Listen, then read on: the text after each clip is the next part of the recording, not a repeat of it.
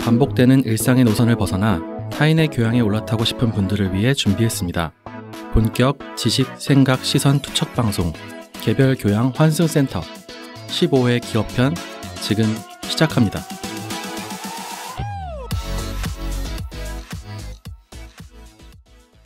안녕하세요. 안녕하세요. 반갑습니다. 잘들 지내셨는지 얘기하기 전에 소개를 먼저. 저는 정치사회와 문화 콘텐츠에 관심이 많은 장빈둥입니다. 만물에 대한 탐구심이 깊은 만물 탐구자 안불입니다. 자칭 인공지능 전문가, 인공지능 예찬론자 허유생입니다. 예찬까지. 베리에이션이 엄청나시네요. 저보다 더 잘하시는 것 같은데. 오기 전에 무슨 생각을 하고 오는지 매번 바뀌네요. 제가 발표하는 날에는 네. 준비를 해보고 있습니다. 좋네요. 신기합니다. 네. 저는 추위가 시작되어서 오들오들 떨고 있는 조금은 차가워진 인상주의자 김순태입니다. 추위 원래 약해요? 수종 냉증이 있는데 맞다. 네, 그때 얘기하셨죠. 네, 겨울이 되면 심해져가지고 겨울 되면 좀 차가워졌다가 네. 여름 되면 좀 따뜻한 인상주의자였다가 지금 얘기를 해서 그런가 부쩍 쪼그라든 것 같아 사람이. 맞지 않아요? 웃겨. 네. 그렇습니다. 아무튼 오늘은 할 얘기가 많습니다. 근황 같은 거 없습니다. 그래요? 근황 뭐 알아서 처리하시고 저희 댓글이 조금 달렸기 때문에 그 얘기를 좀 해볼까 하는데 저희가 한동안 댓글이 많이 없어서 저희끼리 많이 슬퍼하고 있지 않았습니까? 네. 저희의 마음을 어떻게 아셨는지 새로운 분들이 이제 댓글을 많이 달아주셔가지고 아주 기분이 좋습니다. 저희가 너무 티를 냈나요? 근데 초반에는 티를 좀 내줘야 돼. 약간 듣다가 네. 하나 맞아요. 던져줘야겠다. 약간 초반에는 좀 이러셨나? 구걸도 하고 이렇게 해야지 좀 불쌍해서라도 달아주시지. 일단은 저희 그 김사파리님께서 댓글을 2개나 남겨주셨어요. 2개나 남겨주셨는데 네. 하나는 이제 그 탈모편에서 제가 이제 웃어요 할 때 목소리만 들어도 정색하는 게 느껴진다고 제 마음을 이제 잘 캐치하셨어요. 원래 정색했습니다. 같이 녹음하셨으면 살기도 느끼셨을 텐데. 그러니까 원래 탈모인들이 좀 예민하거든요. 거기다가 이제 저는 이제 초기이기 때문에 더 예민할 수밖에 없기 때문에 네. 조심하시기 바랍니다, 여러분. 머리 쳐다보지 마세요. 알겠습니다. 네, 머리 본 지가 되게 오래된 것 같아요. 오늘도 모자를 항상 모자를 네. 쓰고 있어가지고. 사실상 가발이다. 모자가 가발이다. 그 다음에 이제 수면의 과학편에서 돌아라 수면의 사이클. 그때 김순트님이 했던 그 이상한 거 있잖아요. 이상하다니요. 부재? 뭐죠? 다시 한번 해주세요. 그 음이 있잖아. 삐링삐링 뭐 이런 느낌 아니었어요? 돌아라 수면의 사이클. 맞네. 이거였나? 애니메이션에서 볼 법한. 그러니까 네. 이런 거를 적어주셨어요. 직접. 그래가지고 김사파리님께서 2개나 감사합니다. 너무 진짜. 감사합니다. 댓글 지분율이 확 올라갔습니다. 진짜요. 그리고 이제 109-2636님이 약간은 의심스러운 지인 의심스럽긴 한데 911 테러 안브런님 목소리가 좋다고. 절대 제 지인은 아닙니다. 아니요? 네, 왜냐면 제 지인은 잘 몰라요. 제가 이걸 하고 있는지. 그러니까 그거는 확실히 아니고. 비밀을 붙이고 있기 때문에. 네. 너무 감사한 일이죠. 그쵸. 제 지인은 아닐 테니까. 네. 어쨌든 안브런님 목소리가 좋다. 아이고. 어떠세요, 기분? 저는 이런 얘기 들을 때가 가장 기분이 좋습니다. 뭐 종종 있나 보네요. 목소리? 뭐 종종? 아니 뭐 자주는 아니지만 네. 뭐 목소리도 그렇고 그때 뭐 드라마 보는 것 같았다 이런 그런 댓글도 있지 않았나요? 맞아요. 눈앞에 네. 생생하게 그려진 그런 칭찬도 좋고 왜냐면 제가 의도했던 걸 잘 느껴주신 것 같아서 축하드립니다. 감사하죠. 네, 너무 감사합니다. 부럽습니다. 부럽네요. 그 다음에 이제 가을가을 행님이 어디선가 나타나셨어요. 갑자기 어디선가 나타나셔가지고 이제 허유생님 완전 척척박사 같다고 면역학개론 에피소드를 칭찬해 주셨어요. 네네. 너무 감사드립니다. 척척박사. 좀 후일담이긴 한데 허유생님 원래 저희가 밀었던 닉네임 중에 하나가 허박사가 있지 않았습니까? 맞아. 제가 그렇게 허박사 좋다고 그랬는데 유생님이 매몰차게 거절하시고 싫다고 했죠. 네. 결국은 허유생으로 정착하셔가지고 그 박사라는 그 이름에 무게에 맞는 짐을 지고 싶지 않아서. 그럼 석사, 허석사 어떠세요? 석사는 제가 석사가 아니기 때문에. 허학사 어떠세요? 허학사. 학사는 지금 하기에는 굉장히 너무 미치지 그렇죠. 못하지 않나. 네. 그때 실제로 박사 싫다 그래가지고 석사랑 학사까지 내려갔다가 다시요. 다시 유생으로 회귀했는데. 맞아요. 사람들이 보시는 어떤 저희의 이미지가 비슷한가 봐요. 저희가 처음에 봤던 저희끼리의 이미지랑. 그렇긴 한데 요분은 제가 아는 분이긴 해서. 지인이에요? 네, 이분이 가끔씩 저를 이렇게 이런 얘기를 하시는데 제가 민망해 하긴 하지만 이걸 또 댓글로 남겨주실 줄 몰랐네요. 네. 좋은 지인이시다. 네. 어쩐지 사주팔자 편에도 또 남겨주셨는데 이게 약간 지인이라는 거 들으니까 살짝 댓글이 재밌긴 한데 복채를 내야 할 것 같은 방송이라고. 실제로 복채도 해주셨어요. 후원까지. 좋네요. 너무 좋은 지인. 10,000원 후원을 해주셔가지고 왜 이렇게 허유생님 칭찬만 하시지 했는데 알고 보니 지인이었다. 그렇죠. 감사합니다. 그래도 뭐 감사드립니다. 그게 어디예요? 지인분이 남겨진 댓글이 더 소중한 거 그렇죠. 맞아요. 왜냐하면 이런 걸 해보신 분들은 아시겠지만 지인분들이 더 안 듣습니다. 맞아요. 더 댓글 안 달고. 맞아요. 그래서 이렇게 직접 남겨주시는 분들이 굉장히 소중하다. 맞습니다. 가을 행님한테 잘하시길 바랍니다. 알겠습니다. 제가 밥이라도 한번 사겠습니다. 알겠습니다. 밥이라도 하나 사신답니다. 댓글이 많이 달려서 기분이 굉장히 좋네요. 앞으로도 계속 이제 저희의 근황은 궁금하시지 않을 테니까 좀 제쳐두고 이렇게 댓글 얘기만 초반에 했으면 좋겠다는 생각이 듭니다. 빈둥님이 감정이 없는 사람 아닙니까? 근데 아주 굉장히 행복해 보이시네요. 맞아요. 지금 표정이 아주 지금 한 몇 년 만에 감정을 찾은 것 같아요. 숨겨왔던 안쪽 깊숙이 박혀있던 감정이 조금 새록새록 나오는 것 같습니다. 댓글 많이 달려가지고 댓글 방송 이런 거 재밌겠다. 댓글 방송 특집으로. 댓글 특집으로. 댓글만 약간. 김순트님이 주관하신답니다. 댓글만으로 1시간 채우려면 몇 년 뒤쯤 가능할까요? 댓글 하나만으로 방송이 가능하려면. 그렇지. 알겠습니다. 아무튼 오늘은 이제 유생님께서 에피소드를. 네네네. 제가 기업을 가지고 와봤습니다. 사실 제가 기업편 시작하고 나서 저는 이 기업밖에 생각이 나지 않았습니다. 그래서 오늘은 좀 미래지향적인 기업을 제가 한번 소개를 해드리려고 내용을 한번 가져봤습니다. 네. 오늘 제가 준비한 기업은 의료 인공지능 기업입니다. 네. 딱 정해서 가져온 건 아니고요. 좀 이제 뭐 아무래도 태동하는 산업 분야다 보니까 좀 두루두루 내용을 좀 가져와봤습니다. 좋습니다. 바야흐로 지금은 인공지능의 시대라고 해도 과언이 아니잖아요. 네. 그래서 인공지능 하면은 이제 2016년도에 알파고 사태라고 불릴 정도의 알파고의 등장을 여러분 많이 생각이 나실 거예요. 이세돌 구단과 대국을 했었잖아요. 그래서 그래도 인공지능이 뭐 이기겠어? 라는 분위기도 사실 그때 있었는데 이세돌 구단이 한 번 이기고 다 져버렸죠. 네네. 그 당시에 우리나라 같은 경우도 인공지능에 대해서 그렇게 막 관심이 높진 않았던 때였어요. 알파고 전까지만 해도.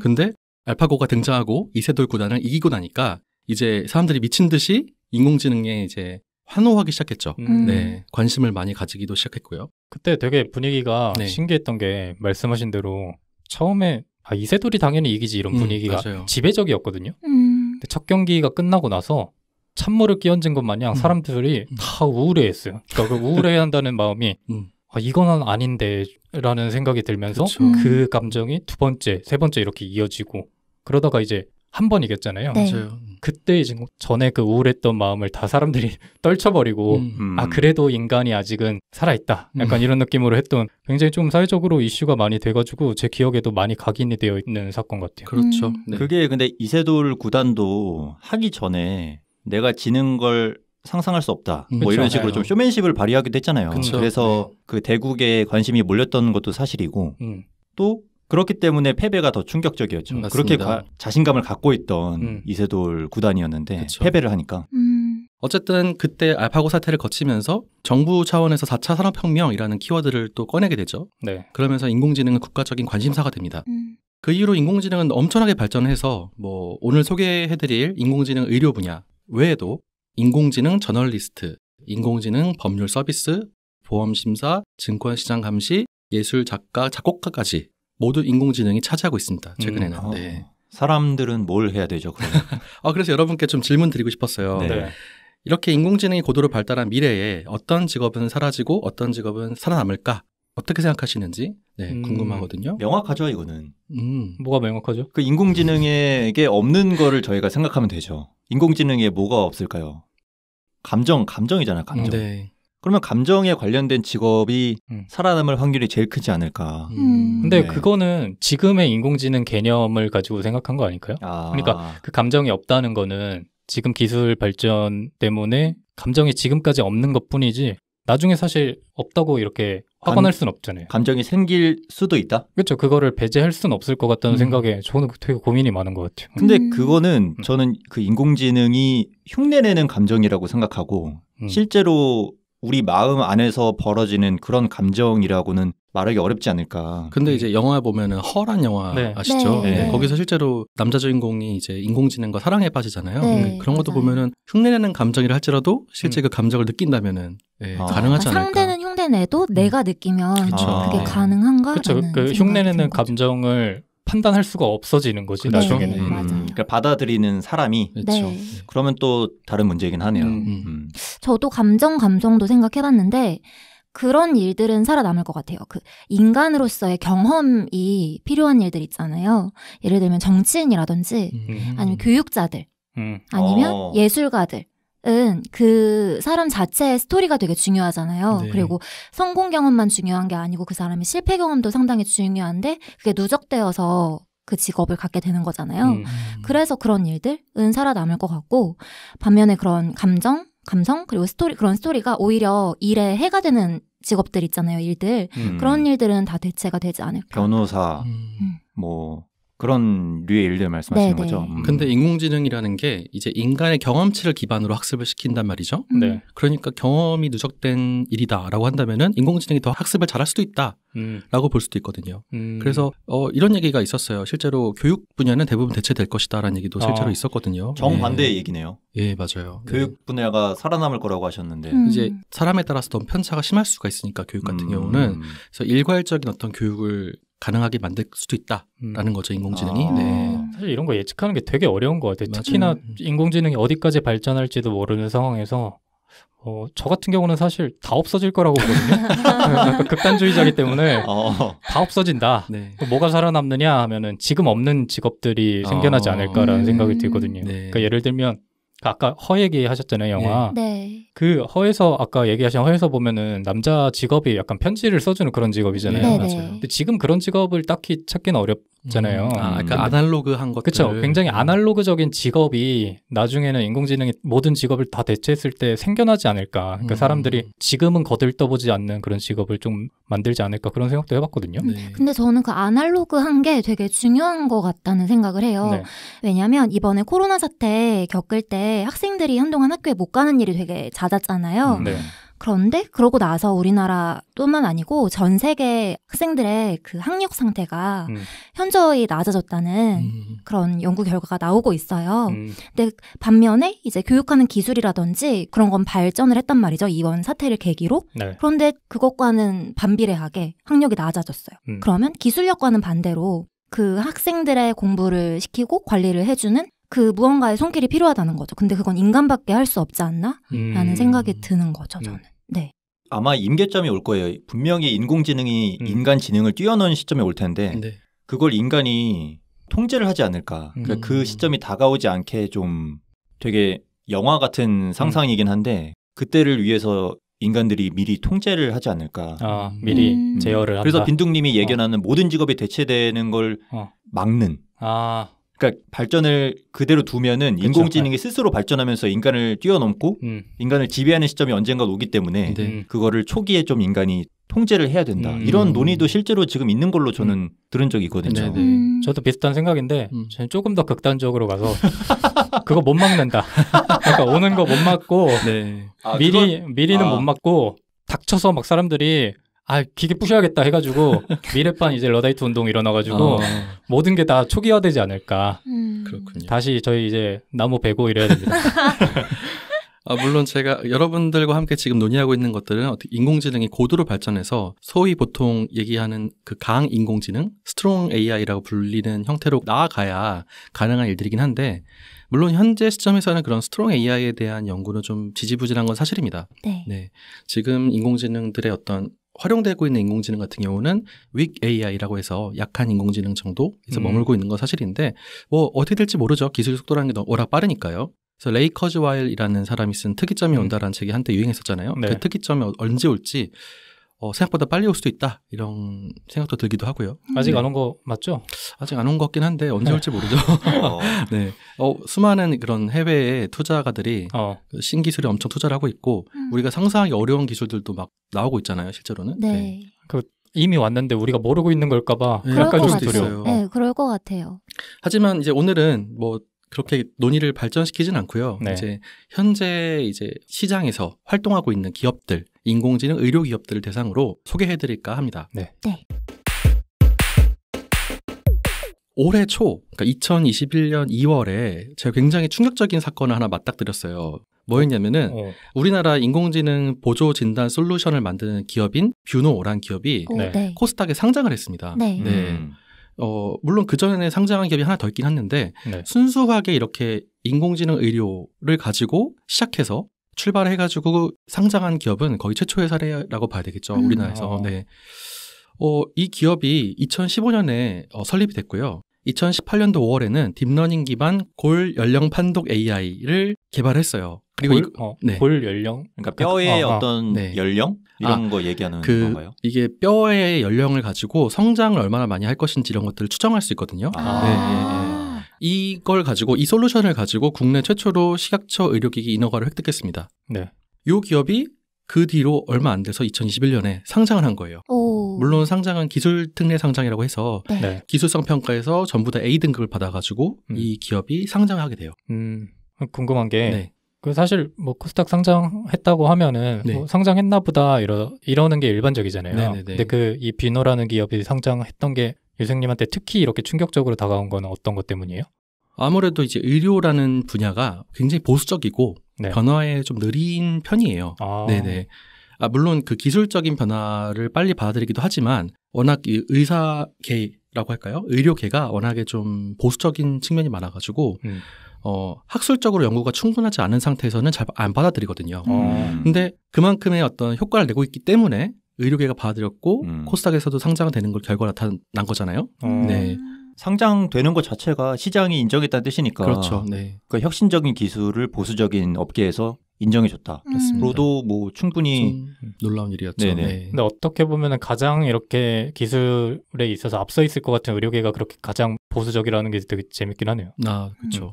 뷰노에 대해서 조금만 더 설명을 드리자면은 여기서 개발한 솔루션들을 좀 소개시켜 드릴게요. 네. 뇌 MRI 영상 기반 퇴행성 뇌질환 진단 보조 솔루션도 개발했고요. 치매 같은 거를 진단해주는 뇌에 MRI 찍은 영상을 판독하는 기술인 거죠. 흉부 엑스레이 판독 보조 솔루션이라고 해서 여러분 엑스레이 많이 찍지 않습니까? 네. 거기서 폐질환 같은 거 판단하는 거. 그다음에 안저 영상을 기반으로 한 망막 질환 진단 보조 솔루션. 이거는 눈을 사진 찍는 거 아세요? 눈에다가 사진 탁 찍는 거. 그 안과 가면 눈 크게 뜨세요. 어디 보세요 이거. 네네네. 그래서 빛을 한번 팍 쏘고 나서 사진 찍잖아요. 네. 그거를 보면은 이제 망막에 얼마나 혈관들이 뭐 부어 있는지 이런 것들을 판단할 수 있거든요. 그걸 통해서 이제 당뇨병, 합병증 같은 거 진단하는 이런 솔루션이 있습니다. 또 흉부 CT 영상에서 폐결절 탐지를 위해서 부피 정보라든지 위치 정보 같은 거 제공하는 솔루션도 개발했고요. 그다음에 또 한 가지 재밌는 거는 이제 인공지능 기반 자동 음성 인식 기술이에요. 네. 예를 들어서 환자가 증상을 얘기한다든지 의사가 뭐 진단을 얘기하면은 그걸 실시간으로 인지를 해가지고 음성을 문서로 변환해주는 이런 솔루션도 개발했다고 합니다. 네. 하지만 이제 이런 뷰노가 성장성이 굉장히 좋아 보이고 기술성이 좋아 보이는 건 사실이지만 계속해서 적자를 면치를 못하고 있어요. 네. 아무래도 우리나라 그런 규제 환경이나 이런 것 때문에 보급이 어렵기도 하고 또 의료 사회가 좀 폐쇄적이거든요. 아까 말씀드린 것처럼 보수적이기도 하면서도 동시에 폐쇄적이기 때문에 뷰노의 이런 솔루션들을 어떤 특정 병원만 받고 싶어 하는 거예요. 다른 데서 못 쓰게 하고 싶은 거죠. 그래야 우리 병원의 질이 높아질 테니까. 네. 그러다 보니까 이제 이런 범용적인 솔루션들을 대형 병원들에서는 별로 선호하지 않는다고 하더라고요. 네. 대형 병원들은 주로 새로 개발자를 고용하거나 자회사를 꾸려가지고 자기들 데이터에 맞는 형태로 솔루션을 개발하는 걸 선호하고요. 또 데이터가 나가는 건 굉장히 두려움이다. 환자 데이터가 나가는 걸 두려워해요. 그러다 보니까 이런 뷰노는 아직도 매출을 못 내고 있지만 실제로 근데 투자는 굉장히 많이 받고 있습니다. 미국에서 이런 인공지능 의료 시장이 굉장히 넓고요. 각광을 받고 있기 때문에 그걸 본다면은 많은 투자자들이 매력적인 투자처다라고 생각할 수는 있겠죠. 지금 당장은 이해관계 때문에 반대하는 사람들이 있겠지만 저는 결국에는 시장은 소비자가 원하는 방향으로 흘러간다고 생각하거든요. 네. 그러니까 우리나라도 다른 얘기지만 뭐 타다나 이런 공유 모빌리티 서비스 같은 것도 들어올려다가 많이 지금 막힌 상황이잖아요. 그렇죠. 네. 근데 저는 이게 계속해서 소비자가 편하다는 걸 깨닫고 원하면은 언젠간 들어온다. 는 생각이기 때문에 뷰노가 뭐 당장은 사업에 좀 부침을 겪고 있더라도 명확한 비전이랑 소비자가 매력을 느낄 만한 편리함만 가지고 있다면 네. 언젠가는 흑자 전환하지 않을까 이런 생각이 드네요. 저도 그런 생각이서 요즘 뷰노 주식을 좀 조금씩 모으고 있습니다. 근데 이게 또 주식이야. 좀 어려운 게 그 의료계가 보수적이라는 말을 계속해서 하셨잖아요. 네네. 저는 이게 만만치 않을 거라고 보거든요. 저도요. 그러니까 그렇죠. 어쨌든 이거를 이기려면 의료계를 한번 넘어야 되고 국가를 한번 넘어야 되는데 맞아. 방금 말씀해주신 그런 타다나 다른 스타트업 같은 경우와는 또 다른 그 차원의 벽이 하나가 더 있는 느낌으로 조금 다가와서 그렇죠. 로톡 아시죠? 변호사 맞아요. 네. 그것도 지금 문제가 되게 많은데 그쵸, 변호사 협회에서 반발이 심하니까 그 로톡도 좀 비슷한 측면인데 그 법률계나 의료계나 그 자기들만의 그 집단의식이 굉장히 강하잖아요. 그렇죠. 그러니까 이거를 깨부신다는 게 뭐 말 맞다나 나중에 사람들이 원하면 소비자가 원하면 당연히 없어지겠지. 이게 생각보다 쉽지 않을 것 같다. 그렇죠. 그들의 그 집단 의식을 우리가 상대적으로 과소평가하는 게 아닌가. 근데 최근 분위기는 조금씩 바뀌고 있는 건 사실인 게 뒤에 좀 설명드리겠지만 너무 압도적이에요, 성능이. 그러다 보니까 의료도 이걸 못 받아들이면 우리 망한다라는 생각을 하고 있는 것 같긴 해요. 요즘에는. 정신 좀 차렸나요? 제 개인적인 이거는 의견이지만 어쨌든 좀 변화의 바람은 있는 것 같습니다. 뷰노 말고도 우리나라에 주목할 만한 국내 메디컬 AI 기업들을 좀 알려드릴게요. 네. 첫 번째로는 루닛이라는 기업이 있습니다. 루닛? 네, 루닛. 두 글자예요? 네, 맞아요. 이 기업은 2013년도에 설립을 했고요. 루닛 인사이트라는 제품을 가지고 있어요. 이 제품은 폐암과 유방암을 진단하는 보조 장치입니다. 최근에 이 장치가 국내 식약처의 허가도 받았고요. 그리고 유럽 CE 인증이나 남미, 동남아에서도 인허가를 모두 받았다고 합니다. 네. 그러면서 아마 이 루닛도 조만간 상장하지 않을까라고 예상하고 있습니다. 네. 또 딥노이드라는 기업도 있어요. 들어봤어요. 저도 들어보셨나요? 네네. 여기는 이제 의료 진단 판독 보조 및 질병 조기 진단 솔루션을 개발하는 기업입니다. 네. 그래서 이 기업은 이미 상장했습니다. 최근에 하지 않았나요? 맞습니다. 맞죠? 8월달에 상장했어요. 그래서 저도 기억합니다. 그리고 이제 JLK 인스펙션이라는 기업도 있는데 이 기업은 2019년도 12월에 상장을 했어요. 네. 이 기업도 의료 진단 판독 보조 그리고 질병 조기 진단 솔루션 개발한 기업입니다. 이 기업은 이제 식약처에서 2018년도 8월 달에 인공지능 기반 뇌경색 분석 솔루션으로 3등급 의료기기를 받았다고 합니다. 허가를. 네. 뭔 소리인지 모르겠는데 신기한 거 맞죠? 좀 어려울 수 있겠네요. 그러니까 해당 병을 진단해주는 뭐 기기다. 맞습니다, 이 정도로만 맞습니다. 이해해도 되지 않을까? 그 정도로 이해하셔도 됩니다. 네. 어쨌든 저는 근데 뭐 뷰노란 기업과 루닛이란 기업이 굉장히 눈에 띄더라고요. 굉장히 공격적으로 연구도 많이 하고 있고요. 개발도 많이 하고 있고 해가지고. 근데 제가 궁금한 건데 그런 의료기기를 개발하는 사람들은 기본적으로 그 의사 자격증이 있는 사람들이 하는 편인가요? 아니 이 회사를 설립하시는 분들이 의료계에 종사하시는 분들도 많고요. 그리고 대부분 의료기기를 개발할 때 의사를 전부 다 이제 채용을 합니다. 의사를 채용해가지고 그 의사분들한테 자문도 받고 개발에 직접 참여시키기도 하고요.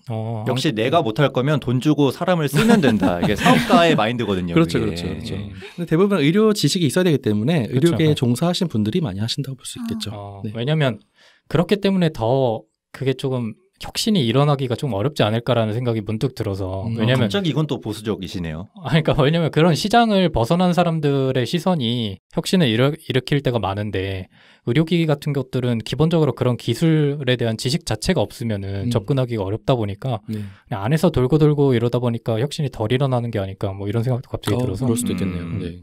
하지만 어쨌든 인공지능은 시대에 거스를 수 없는 어떤 파도 같은 거잖아요. 그렇죠. 해일 같은 거기 때문에 국가 차원에서도 엄청 밀어주고 있고요.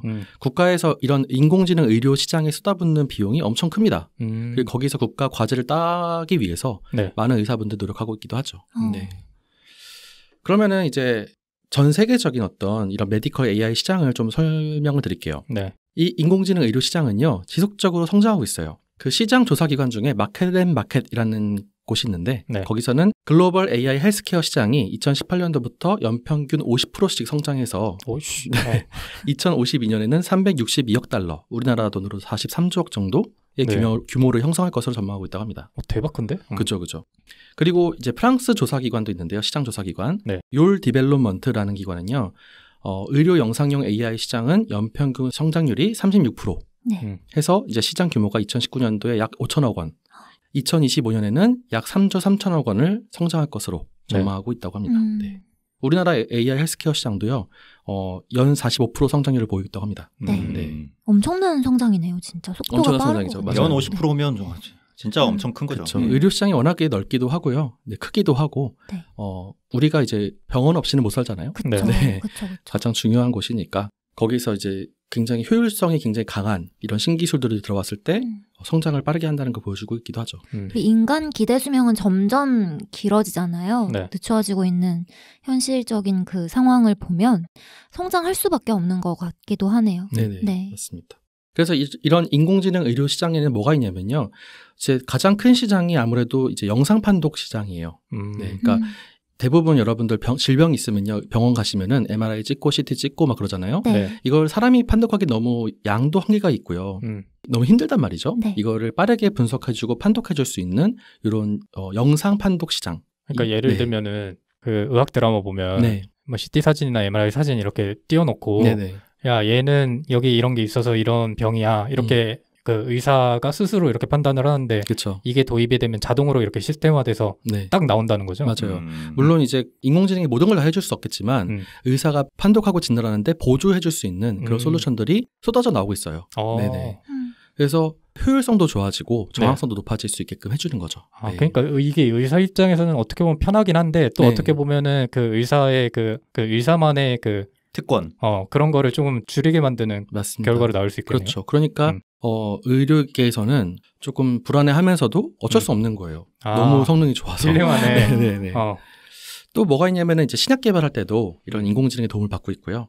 또 유전체 분석이라고 들어보셨나요? 네네. 여러분들의 유전자를 전부 다 분석해보는 그런 것도 인공지능의 도움이 필요합니다. 그 밖에도 이제 질병 예측하거나 리스크를 평가하는 것들, 예를 들어서 여러분들 유전자를 딱 검사해서 당신은 어떤 질병에 걸릴 확률이 몇 %입니다. 이런 것도 전부 다 이런 인공지능을 통해서 할 수 있고요. 또 피트니스, 여러분 잘 아시는 애플워치 이런 것들 통해서 웨어러블 기기죠. 네. 이걸 통해서 여러분들의 건강 정보를 수집하는 이런 피트니스 쪽에서도 인공지능이 도입이 많이 일어나고 있고요. 그 밖에도 가상 의료보조 솔루션, 임상시험, 영양, 의료 의사결정 지원, 원격 의료 등등등 많은 분야에서 전 세계적으로 이런 메디컬 AI의 활약은 대단합니다. 네. 그래서 이 모든 시장을 통틀어서 그냥 디지털 헬스케어 시장이라고도 부르기도 한다고 하네요. 네. 그럼 이제 뭐 앞에서는 여러분들한테 이제 뭐 메디컬 AI의 우리나라 기업과 또 시장 전반을 좀 소개해드렸는데 그럼 실제로 이런 의료 인공지능 속에 내재되어 있는 인공지능에 대해서 또 설명을 드려볼게요. 네. 인공지능 하면은 여러분들 어떤 정의를 내리고 싶으신가요? 인공지능이란 무엇인가? 네. 인공지능. 인공의 지능. 너무 간단한 거 아니에요? 근데 지능인데 인공적이다. 유생님이 지금 장난치냐는 뜻으로 동어 반복이 아닌가? 저는 좀 진지했는데. 하지만 도련님이 안 했다면 내가 했을 거다. 보통 이제 좀 추상적인 개념으로는요. 인간의 지적 능력 전체 혹은 일부를 인위적인 방법으로 컴퓨터 프로그램을 통해 수련한 기술이라고 얘기를 한다고 합니다. 맞네. 인공의 지능. 똑같은 말 아니야? 맞는 말이긴 한데 좀 그렇네요. 근데 굉장히 인공지능 넓은 개념이에요. 그래서 인공지능 안에서도 핵심적인 기술은 기계학습이라는 기술이거든요. 네, 머신러닝이라고 하죠. 네. 이 머신러닝은 뭐냐면은 인공지능에 대한 접근 방법 중에서 가장 많이 사용하는 방법이고요. 네. 여러분 패턴 인식 이런 말 들어보셨나요? 네. 이런 것처럼 그 특정 문제에 대해서 데이터를 기반으로 수학적인 방법을 통해서 혹은 통계적 방법을 통해서 컴퓨터를 인간처럼 학습시켜가지고요. 스스로 패턴을 발견하고 규칙성을 형성하도록 만든 이런 방법을 기계학습이라고 합니다. 이런 머신러닝은 어디에 쓰냐면요. 검색 엔진, 스팸 메일 필터링, 음성인식, 얼굴인식, 그리고 여러분 IBM에서 만든 왓슨이라는 거 아시나요? 네. 몰라요. 모르시나요? 네. 이게 이제 의료 쪽에 많이 쓰였는데 실제로 의료 인공지능인 일종인 왓슨 그리고 알파고마저도 전부 다 기계학습이라는 방법을 사용했습니다. 이 기계학습 방법 중에는요, 다양한 것들이 있어요. 히든 마르코브 모델이라는 것도 있고요. 서포트 벡터 머신이라는 것도 있고요. 뭐라는 거야? 히든 뭐요? 히든 마르코스? 히든 마르코프 모델. 마르코프. 네. 뭐 사람 이름이에요? 마르코프가 사람일 거예요. 네. 서포트 벡터 머신. 서포트 벡터 머신. 네. 그리고 랜덤 포레스트, 인공신경망 이런 것들이 있어요. 그러니까 랜덤 포레스트 마음에 든다. 아이씨, 뭐 아는 줄 알았는데. 포레스트. 그 기계의 어떤 이름이에요. 머신러닝의. 머신러닝을 학습시킬 때 사용하는 방법이라고 할까요? 그러니까 방법론의 이름이죠. 맞아요. 이거 외울 필요 없죠. 없습니다. 이름을 짓는 거는 이제 그 사람들 마음인 거죠. 뭐 누구의 이름을 따다 쓰기도 하고 뭐 그런 식이겠죠. 그렇죠. 근데 이제 수학적으로 어떤 모형을 썼느냐가 더 중요한 것 같아요. 예. 그 중에서 여러분 이런 인공신경망이라 불리는 게 굉장히 핵심적인 기술인데 이 인공신경망을 굉장히 깊이 쌓았을 때 그걸 딥러닝이라고 해요. 이해가 좀 안 가시죠? 인공신경망이 그러니까 여러 층위로 쌓여서 뭐 그런 뜻은 아니고요. 그러니까 딱 잘라서 아니라고 하시네. 기계학습 중에서 이 인공신경망이라는 기법이 굉장히 좀 특이한데 이게 우리 인간의 신경이잖아요. 뉴런의 그 신경 전달 방식을 모방한 방법론이에요. 네. 초기에는 이 인공신경망을 굉장히 얕게 쌓았다고 얘기를 해요. 그러니까 뉴런을 한두 개 정도만 구현한 거예요. 네. 이거를 굉장히 나중에는 딥하게 쌓습니다. 그러니까 신경이 전달하는 그런 층들을, 레이어들을 굉장히 많이 쌓는 거예요. 50개, 60개 이렇게 쌓는 거죠. 네. 그러다 보니까 그걸 딥러닝이라 부르게 되는 거죠. 한마디로 얘기하면은 우리 인간이 굉장히 복잡한 존재인데 처음에는 인간의 모습에 뭐 굉장히 일부밖에 구현을 못하다가 점차 인간이 사고하는 그 방식과 비슷해진다 뭐 이렇게 이해하면 되는 건가요? 네, 그렇게 생각하셔도 될 것 같아요. 그러니까 사람의 그 신경이 전달되는 방법을 모방한 게 인공신경망이고 그거를 굉장히 훨씬 더 복잡하게 만든 게 딥러닝이다. 고도화하는 지금 과정에 있는. 그렇죠. 네. 그래서 기계학습이라는 어떤 큰 범주 안에 딥러닝은 하나의 방법론인 거죠. 네. 근데 딥러닝은 최근에 엄청 각광을 받고 있고 대부분의 이제 인공지능을 하면 곧 딥러닝이다라고 부를 정도로 딥러닝은 뭐 대부분 사용되고 있습니다, 실제로. 약간 그 전선 연결을 할 때 한 줄로만 연결하면 불을 이렇게 반짝밖에 못 내는데 복잡하게 연결하면 막 반짝반짝도 할 수 있고 반짝도 할 수 있고 반짝도 할 수 있잖아요. 정말 적절한 설명인 것 같아요. 그래요? 이거 같아요. 전선 연결해봤어요? 네. 처음 듣는 얘기인데 신기하네. 그렇게 생각하셔도 될 것 같아요. 네. 그러니까 인간도 태어나면은 어릴 때는 되게 1차원적인 사고밖에 못 하잖아요. 근데 살면서 경험을 하면서 필터링이 되고 어떤 지능은 강화가 되고 이런 것도 저는 딥러닝의 어떤 일부이지 않을까 이런 생각도 드는데. 그거는 이제 강화학습이라고 해가지고 적절한 보상과 처벌을 통해서 환경을 규제하는 거예요. 그런 상태에서 학습을 시키는 방법입니다. 네, 그거는 또 최근에 또 엄청 또 각광받고 있죠. 네. 이 인공지능 분야에서도 가장 이제 핫한 분야가 컴퓨터 비전이라는 분야인데요. 컴퓨터 비전 뭐냐면은 컴퓨터를 사용해서 인간의 시각 능력을 구현하는 겁니다. 사람의 그러니까 시각 능력 있죠? 비전 능력을 구현하는 분야라고 생각하시면 될 것 같아요. 네. 제가 앞으로 영상이라는 말을 쓸 텐데 영상은 여러분 동영상을 생각하시면 안 됩니다. 컴퓨터에서 쓰는 영상은 이미지, 사진을 의미한다고 생각하시면 돼요. 그래서 실제 우리가 얘기하는 유튜브 영상들은 동영상이라고 제가 지칭을 할게요. 아무튼 제가 지금부터 지칭하는 영상이란 말은 이미지라고 보셔도 될 것 같아요. 움직이지 않는 거? 네. 정적인 그림이죠. 하긴 동자가 움직일 동자 아닌가요? 그러니까 영상에 움직이는 영상이 동영상이니까. 그렇죠. 영상을 사진이라고 봐도 되겠네요. 네. 이 컴퓨터 비전 분야에서 유명한 그 대회가 있었어요. 이미지넷이라는 곳에서 주최하는 ILSVRC라는 그 대회가 있었습니다. 이게 뭐냐면요. 수천 장의 사진을 주고 그거를 분류해내는 그 대회예요. 네. 뭐 동물, 식물, 그다음에 뭐 물건 이런 것들 다 분류해내는 그런 대회인데요. 이미지넷의 데이터 중에서 일부가 주어지면은 해당 데이터가 어떤 물체인지 맞추는 사진 맞추기 대회입니다. 근데 이게 맞추는데 어떻게까지 맞춰야 되냐면요. 강아지가 있으면 강아지 이렇게 맞추면 안 되고 품종까지 맞춰야 돼요. 네네. 그러니까 조금 디테일한 대회인 거죠. 이미지넷에서 처음 이 대회를 시작했을 때가 2010년인데 2010년, 11년도에는요. 알고리즘을 도입을 했어요. 실제로. 그때 오차율이 28.2%, 25.8% 각각 이렇게 됐습니다. 높았네요. 그렇죠. 높죠. 그러니까 못 맞출 확률도 굉장히 높다는 뜻이죠. 그런데 2012년도에 역사적인 딥러닝 방법을 사용한 알렉스넷이라는 게 등판합니다. 이게 이제 8층으로 쌓은 딥러닝인데요. 이게 갑자기 16.4%로 오차율을 급감시켜요. 2년 만에. 그렇죠. 20-30%대에서 갑자기 16.4%로. 이때 사용한 방법이 CNN이라는 방법이에요. CNN? 네. 뉴스? 컨볼루셔널 뉴럴 네트워크라는 방법인데 이게 이제 이미지를 학습시키는 딥러닝 일종입니다. 네, 여러분 이 CNN이란 말은 살면서 들어보실 일이 많을 수도 있으니까 기억하시면 좋을 것 같아요. 그래요? 네. 과연? 확실해요? 아마도. 그리고 2012년도 이후에 갑자기 14년도가 되면요. VGG라는 그 알고리즘이 오차율을 7.3%로 그리고 22층으로 쌓은 구글넷이라는 알고리즘은 6.7%까지 감소시킵니다. 오차율을. 2015년도에는 레스넷이라는 게 나왔는데요. 이 레스넷은 3.57%까지 오차율을 감소시켜요. 사람한테 시켰을 때는요. 오차율이 한 5% 정도 나온대요. 아, 진짜요? 네. 아까도 말씀드렸듯이 강아지 품종까지 맞춰야 되니까. 근데 이 레스넷은 사람의 오차율을 훨씬 더 이제 추월한 거죠. 그러게. 네. 그리고 2016년도에 구글넷 V4라는 알고리즘은 3%. 그다음 2017년도에 SE넷은 2.3%까지 감소를 시킵니다. 그러면서 이제 뭐 이미지에서는 딥러닝이 너무 성능이 좋으니까 더 이상 이 대회는 열리지 않는 걸로 알고 있어요, 제가. 네. 의미가 없다라는 거죠. 네. 구글넷은 구글이랑 관련이 있나요? 맞습니다. 구글에서 만든 이제 알고리즘입니다. 구글은 안 하는 게 없네요. 관련이 없는데 구글넷이라고 하면은 좀 문제가 생길 것 같기도 하고. 이 구글넷은 다른 이름으로는 인셉션이라는 알고리즘으로 불리기도 한다고 해요. 네. 이렇게 인공지능이 컴퓨터 비전 분야에서 너무 성능이 좋으니까 아무래도 의료 쪽에서도 도입을 안 할 수가 없었습니다. 그래서 이 컴퓨터 비전에 인공지능을 적용하게 되면요.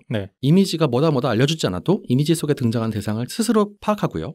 그리고 분류하고 인식하고 심지어 내용도 이해할 수 있어요. 이게 무슨 뜻이냐면은 인공지능한테 사진을 보여줘요. 그런 다음에 이 사진의 내용이 뭐니라고 물어보면은 얘가 문자로 반환시켜줄 수가 있어요. 네, 그런 대답을 해요? 네, 이런 것도 현재 개발되어 있습니다. 네. 무섭다. 약간 그쵸? 이런 것도 되겠다. 옛날에 그런 거 있잖아요. IQ 테스트 같은 거 하면 사진 4개 보여주고 이거 순서대로 사건의 순서대로 맞춰라. 그건 뭐 껌이죠. 그래요? 네. 껌이에요? 그거는 되게 어렵지 않은 기술 같고 오히려 제가 말씀드린 이미지 투 텍스트라고 해서 이미지를 텍스트로 변환시키는 이런 게 훨씬 더 어렵죠. 네. 그 이미지라는 게 그 사물 말고도 풍경, 뭐 장면 이런 것도 변환이 되나요? 다 가능하죠. 네, 다 가능합니다. 이런 것 때문에 약간 소설화도 되고 약간 그렇죠. 이런 게 가능한 거구나. 맞아요. 네. 그리고 영상 분야만큼은 딥러닝이 어떻게 학습을 하는지를 좀 파악할 수가 있어요. 이게 무슨 말이냐면은 그 심층 신경망을 쌓다 보면은, 즉 딥러닝을 시키다 보면요, 얘가 어떤 기준과 어떤 근거에 의해서 이렇게 판단한 건지를 알 수가 없어요. 이거는 그 딥러닝의 아주 단점 중에 하나였는데, 이 CNN이라고 아까 말씀드렸잖아요. 요 컨볼루셔널 뉴럴 네트워크라는 방법은 이미지의 어떤 부분을 가지고 네가 그렇게 판단했니? 라는 것을 근거를 파악할 수가 있습니다. 예를 들어서 고양이와 개를 분류하는 문제가 있다고 해볼게요. 그러면 고양이 사진을 얘가 학습할 때 고양이 귀 부분, 뭐 눈 부분, 입 부분 이런 것들을 중점적으로 판단해가지고 나는 얘를 고양이라고 판단했어요 라는 것을 사람이 확인할 수가 있습니다. 그래서 적어도 이 영상 분야에서만큼은 인공지능이 블랙박스가 아니에요. 그런 근거가 확인되면은 훨씬 더 나중에는 더 발전할 수 있겠네요. 그렇죠. 거기를 더 중점적으로 학습해라라고 하면 되니까요. 네. 그러다 보니까 의료 분야에서 아무래도 근거가 중요하잖아요. 근데 근거가 모호했던 과거 딥러닝은 도입할 수가 없었는데 이 영상 분야만큼은 근거가 확실하니까 도입을 할 수가 있었던 거기도 하죠. 네. 그래서 인공지능 역량이 엑스레이, MRI, 뭐 CT, 펫CT, 내시경 영상, 그리고 멤모그래피라 그래가지고 유방 촬영 있잖아요. 그런 것들에도 먼저 막 도입이 되기도 하고요. 어쩌면 이건 굉장히 자연스러운 일일 수밖에 없겠죠. 네. 그리고 또 이제 영상의학이라는 건요, 판독의 결과가 일관성이 확보돼야 돼요. 또 효율적이어야 되죠. 빠르게 많은 것들을 할 수 있으면 좋겠죠. 근데 이거를 사람의 판독만으로 너무 오류가 심하기도 하고 오차가 많이 발생한 과거의 사례들이 많습니다. 예를 들어서 너무 쬐끄만한 뭐 종양 같은 경우는 그냥 지나갈 수도 있는 거잖아요. 그냥 사람이 못 보고. 그런데 이제 인공지능은 다 잡아내. 이러면은 각광을 받을 수밖에 없겠죠. 그러니까 이게 예전에는 인공지능이 잡아내지 못하는 거를 인간이 잡아낼 수 있으니까 우리가 인간을 더 믿어야 된다라는 그런 인식이 있었는데 지금 뒤바뀐 거잖아요. 그렇죠. 네, 그럴 수 있습니다. 그렇게 생각할 수 있습니다. 그래서 최근에 나온 인공지능 같은 경우는요, 사람의 능력을 전부 다 추월하거나 그 비슷한 수준의 성능을 보이는 것들이 그런 인공지능 솔루션들이 굉장히 많습니다. 네. 물론 이 분야에서 전문의들을 초월했다 그러면 굉장히 싫어하실 거잖아요. 의사분들이. 그렇죠. 그러니까 대부분의 이제 기업들은 전문의만큼의 성능이 나온다 이 정도로 얘기를 하더라고요. 네. 그러니까 이 기업체 측면에서 의사들한테 안 입고 게 보여봤자 좋을 게 없잖아요. 맞습니다. 구매 대상이 다 의사이기 때문에. 네. 그리고 이제 함부로 의료행위하면 안 되잖아요. 우리나라 같은 경우는 의료법이 굉장히 강하기 때문에 그러다 보니까 반드시 의사의 어떤 인허가가 필요하기도 하고요. 또 이제 진단이라고 얘기 안 해요. 진단 보조라고 얘기해요.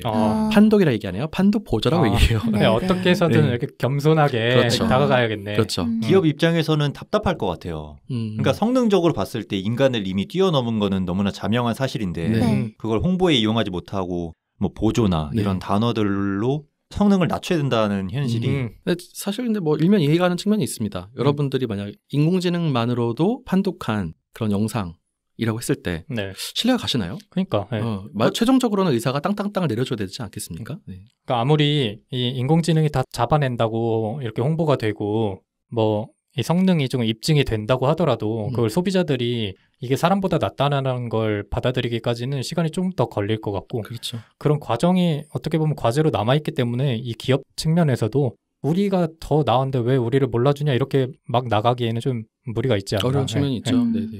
그 의사분들께서 좀 더 적극적으로 받아들여 주셨으면 좋겠어요. 성명서 하나 내세요. 그렇군요. 그렇게 생각하실 줄 몰랐어요. 여러분들 좀 의심이 있으실 줄 알았는데, 저는 오히려 사람이 더 의심스럽고. 그래요? 인공지능은 말 그대로 통계적으로 데이터로 보여주는 거잖아요. 더 신뢰가 가는데. 이제 요새 많이 생각이 바뀐 것 같기도 해요. 신기하네요. 왜냐하면 제주에 계신 연구자들이나 의사분들은 좀 되게 신통치 않아 하시기도 하고 진짜요? 별로 안 좋아하시더라고요. 많이. 그래요. 물론 좋아하시는 분들도 굉장히 많습니다. 이제 그 밖에 AI가 잘할 수 있는 것들을 좀 알려드릴게요. 지금은 주로 이제 영상 판독을 주로 설명드렸잖아요. 근데 그 밖에도 복잡한 의료 데이터를 분석하고요. 거기서 인사이트를 도출하는 거. 주로 자연어 처리라는 방법을 통해서요. 그 언어를 처리하는 거예요. 사람이 언어를 빠르게 처리하고 거기서부터 뭐 패턴을 발견한다든지 이런 것들 잘할 수 있겠죠. 그래서 예를 들어서 EMI라고 들어보셨나요? 일렉트로닉 메디컬 리코드라고 해가지고 전자 의료 기록이죠. 이런 것들을 빠르게 분석해내는 방법들. 그 밖에 뭐 오믹스 데이터라고 그래가지고 이제 인간 유전체 분석 데이터가 있어요. 이런 것들 데이터 분석하는 거, 그리고 임상시험 데이터 같은 거 분석하는 거, 인공지능이 이제 빠르게 할 수 있습니다. 또 연속적인 데이터를 실시간으로 모니터링하고 그를 통해서 질병을 예측하거나 뭐 예방하는 거, 이런 것들도 잘할 수 있죠. 예를 들어서 혈압, 혈당, 심전도 이런 것들을 이제 상시적으로 체크를 해가지고 이 사람이 지금 어떤 상태다라는 것을 미리 예측하거나 고지해주거나 이런 것들을 할 수 있겠죠. 그게 이제 애플워치에 들어가 있는 최근 애플워치 시리즈에 들어가 있는 기능들이잖아요. 맞습니다. 혈당이나 뭐. 우리나라에서는 이런 그 심전도 재거나 뭐 혈압 재거나 이런 것들이 다 의료기기에 속해 있어요. 의료기기법에 묶여있기 때문에 애플워치의 초기에 이제 심전도가 안 들어갔다고 하더라고요. 맞아요. 초반에 안 들어가죠. 이게 그 애플워치에 대한 신뢰도를 아직은 믿지 못하는 사람들 많잖아요. 그러니까 이게 뭐 얼마나 정확하겠어라고 생각하는 사람들 많을 텐데 의외로 이게 굉장히 정확도가 높을 수도 있겠네요. 지금 엄청 얘기 정확해요. 들어보니까. 제가 알기로는 정확도가 높은 걸로 알고 있어요. 그리고 그게 그냥 전자기기 회사에서 대충 그냥 만든 게 아니라 어떤 헬스케어 회사를 인수한다든지 해서 기술력을 가져온 경우이기 때문에 최근에 그 삼성 갤럭시 워치인가요? 거기는 BMI 측정하고 인바디 측정하는 게 들어가 있잖아요. 그 자료 보니까 정확도 엄청 높더라고요. 그러니까 젊은 사람들은 의뢰 자기가 건강하니까 아니 이런 기능이 왜 들어가 있냐 이렇게 평가절하 하시는 분들이 많거든요. 근데 반대로 생각하면은 세계 1, 2위를 다투는 회사들에서 그런 기능을 넣는다는 것 자체가 앞으로의 헬스케어 시장이 얼마나 커질지를 미리 예측을 하고 있다는 걸로 전 느껴지거든요. 그렇죠. 그래서 사실 굴지 기업들이 애플, 뭐 구글 다 그렇고요. 이런 인공지능 의료 시장에 굉장히 많은 돈을 투자하고 있기도 하고 스타트업을 자체적으로 세우기도 하고요. 실리콘밸리에서도 가장 핫한 분야 중에 하나입니다. 이제 제가 내용 준비한 것들은 뭐 이 정도가 됐고요. 여러분과 나눌 내용을 좀 가져와 봤는데 과연 인공지능은 의사를 대체할 수 있을까? 이 부분을 나눠보고 싶습니다. 실리콘밸리의 전설적인 투자자인 비노드 코슬라라는 분은요. 인공지능이 80%의 의사를 대체할 것이다. 이렇게 단언했고요. 물론 욕을 많이 얻어먹었죠. 인공지능 연구의 선구자라 불리는 제프리 힌튼이라는 분이 계세요. 이분은 영상의학과 전문의를 트레이닝하는 것을 중단해야 된다. 5년 내의 딥러닝은 영상의학과 전문의보다 훨씬 더 일을 잘해낼 것이다. 라고 얘기했다고 해요. 이것도 욕을 엄청 먹었죠. 그래서 미래의 어떤 시점에서 우리는 성능이 매우 높은 의료 인공지능을 도입하게 될 것이라고 전 생각을 해요. 아주 전격적으로요. 그러면 여러분들은 과연 인공지능이 의사를 대체할 수 있을까? 요 내용인데 조금 진부한 것 같아서 다른 질문을 가져와 봤습니다. 그때 여러분들은 의사보다 혹은 의사만큼이나 의료 인공지능을 신뢰할 수 있을 것이라 생각하시나요? 라는 질문을 가져와 봤습니다. 저는 아까 말씀 잠깐 드렸지만 100% 저는 대체할 수 있다고 동감을 하고 그 시기가 오면 저는 인공지능을 더 믿을 준비가 되어 있는 것 같아요. 네. 근데 이게 질문이 조금 애매한 부분이 있는데 약간 이렇게 생각하면 더 어려워질 것 같은데 예를 들어서 인공지능이랑 의사랑 다른 의견을 나한테 말해주는 거야. 한쪽은 너 암이야.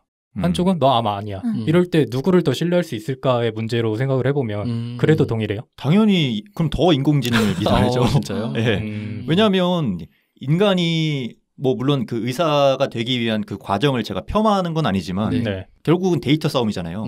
인공지능이 쌓을 수 있는 데이터랑 인간이 한 10년 정도 공부한 걸로 쌓을 수 있는 데이터랑 그 물리적으로 너무 큰 격차가 있어요. 그러니까 인공지능은 훨씬 더 많은 데이터를 가지고 너는 이 병이야 라고 진단을 해주는 거기 때문에 통계적으로 봤을 때 합리적으로 생각하면 더 많은 데이터가 내리는 결론을 믿는 게 더 합당하죠. 네. 굉장히 기계적으로 생각하시네요. AI인 줄 알았어요. 이미 돗자리 기계. 키 큰 기계가 옆에 한 명 있는데.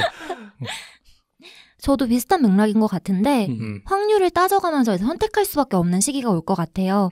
그런데 100% 대체할 수는 없겠다라고 생각을 하는 게 저의 입장에서는 저는 병원에 갔을 때 의사 선생님이 어디서 왜 아파서 오셨어요? 어디가 아프세요? 이런 말이라든지 아니면 요새 추워서 그래요. 뭐 따뜻한 거 잘 마시고 그렇게 몸 관리하면 괜찮아지고 이런 말이 필요하다고 생각하거든요. 특히 저희 나이 때 말고 이제 더 나이가 많은 어르신분들한테나 아이들한테는 그런 역할이 반드시 필요하다고 생각해서 기술력 측면에서는 의사를 대체할 수 있다고 생각하는데 의사가 지금 하고 있는 역할들이 그 기술력을 활용한 역할만 하고 있는 게 아니잖아요. 그런 측면에서는 100% 대체할 수 없다라는 생각이에요. 그러니까 의사의 기능적인 측면이 많이 줄어들 것 같아요. 그러니까 뭐 10년간의 공부도 필요 없고 약간 그 인공지능이 추출한 데이터를 잘 설명하거나 잘 분석하거나 이 정도의 지위로 축소될 가능성도 좀 있을 것 같고. 저도 공감을 하는데 기술적인 측면은 당연히 대체되겠지만 그게 다 아니라는 생각이 계속 드는 것 같아요. 그러니까 인공지능이 발달한다고 해서 사람들이 이렇게 둘 중에 하나를 선택하라라는 그런 상황은 오지도 않을 것 같고 그건 그렇죠. 기본적으로 그 인공지능을 활용해서 의사분들이 더 발전할 거라는 그 아직은 그런 믿음이 있습니다. 아무리 고이고 썩었어도 그래도 의사 윤리를 지키는 의사들도 많지 않을까라는 기대가 조금 있기도 하고 그 순투님이 말씀해 주신 것처럼 단순히 이게 내 병명만 알고 거기서 끝나는 게 사실 치료가 아니잖아요. 진단이 아니고 거기서 한 발짝 더 나아갈 수 있는 것은 결국 그 기계적인 AI의 자료가 아닌 인간의 조금 그 따뜻한 면모가 아닐까라는 조금 인류애적인 기대가 있다. 빈동님께서도 인류애가 있었군요. 말하면서 나도 좀 놀랍긴 한데 나한테 이런 기대가 있었다. 하여튼 그런 생각이 좀 드네요. 오늘 댓글 덕분입니다. 어쩌면 제가 지금 질문 드린 게 우문일지도 모른다는 생각을 하게 돼요. 되게 재밌는 거 하나 알려드릴게요. 그 한 영상의학과 학술대회에서 과거에 AI 시대를 대비하여 영상의학과 의사에게 필요한 것은? 이라고 질문을 했어요. 복수 응답 가능입니다. 1번 AI 확산 방지 노력, 2번 AI 교육, 3번 AI 연구 참여, 4번 개발업체에 대한 자문 지도, 5번 의료 행정 제도에 대한 영향력 강화. 제 1위가 뭐였을 것 같으세요? 설마 1번은 아니겠죠? 1번은 아닙니다. 다행이네. 다행이네요. 글쎄, 지금 보기가 뭐인지 까먹었는데. 눈치만 보고 있었어. 좀 잘 들으세요. 1위는 제도 행정에 대한 영향력 강화였어요. 5번? 네, 5번. 24%가 나왔습니다. 그것도 좀 부정적인 반응 아닌가요? 조금 부정적인 느낌이 좀 들죠, 아무래도. 네. 제도나 행정을 어떻게 할지 모르겠지만 아무튼 영향력을 강화해가지고 뭐 어떻게 하겠다 이런 뜻이 되겠죠. 뭐 보험 체계를 어떻게 하다든지 그런 거죠. 2위는 AI 연구 참여였어요, 다행히. 23%. 근데 되게 재밌는 게 아까 말씀드렸던 AI 확산 방지 노력, 요게 18%가 나왔는데 와, 18%? 18%나 나왔어요, 실제로. 네. 이게 2017년도인가 그랬을 텐데 물론 그 영상의학과 한정이긴 하지만 충격적인 내용이죠, 사실은. AI의 그 시대에 AI 확산 방지하는 것으로 대처하겠다라는 게 참 18%밖에 덜 고였다라는 생각도 드는데요. 근데 최고 나온 게 24%라고 생각하시면 부정적인 거 두 가지를 합치면은 40%가 복수응답 되니까. 그렇죠. 상당히 높은 비율인 건 사실이죠. 물론 좀 과거긴 하지만 이런 생각을 가지고 있으면은 바람직하진 않다고 생각이 들죠, 아무래도. 그래서 아까 제가 드렸던 인공지능 의사를 믿겠습니까? 의사들을 믿겠습니까? 요 질문에서 네. 어떻게 보면 누가 더 잘하나 뭐 이런 질문 같은 경우는 잘못된 질문일 수도 있다. 왜냐면은 아까 여러분들이 다 말씀해 주신 것처럼 의료의 목적 달성에 인공지능을 어떻게 활용할 것인가 이런 질문이 훨씬 더 의미 있고 네. 또 생각해 볼 만한 더 의미 있는 질문이라 생각이 듭니다. 그러네요. 오늘 이 모든 내용들, 제가 준비한 내용들은 이제 미래의 의료학자 최은섭 박사님이란 분의 저서들과 유튜브 영상이라든지 아니면 그분이 운영하시는 블로그 이런 것들 참고해서 이야기 드렸습니다. 이 분이 굉장히 우리나라에서는 이런 디지털 헬스케어 혹은 뭐 의료 인공지능 분야에서 굉장히 선구자적인 분이세요. 네. 윤섭이 형? 네.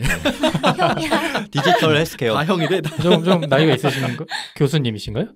교수도 하셨던 걸 알고 있고, 근데 되게 젊으세요, 굉장히. 네. 이거 듣고 관심 가지실 분들은 그 유튜브 채널 들어가 보셔도 되겠네요. 맞습니다. 블로그도 굉장히 잘 돼 있고 내용이 좀 좋은 게 많습니다.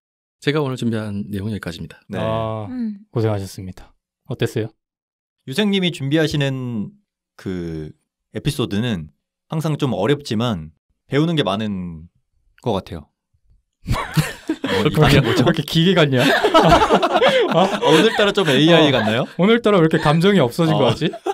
근데 제가 좀 얘기할 때 원래 좀 감정이 결여됐다 이런 얘기를 듣긴 해요. 영혼이 없다. 오늘 빈둥이보다도 좀 더 심하시긴 해요. 나한테 감정이 너무 왔나?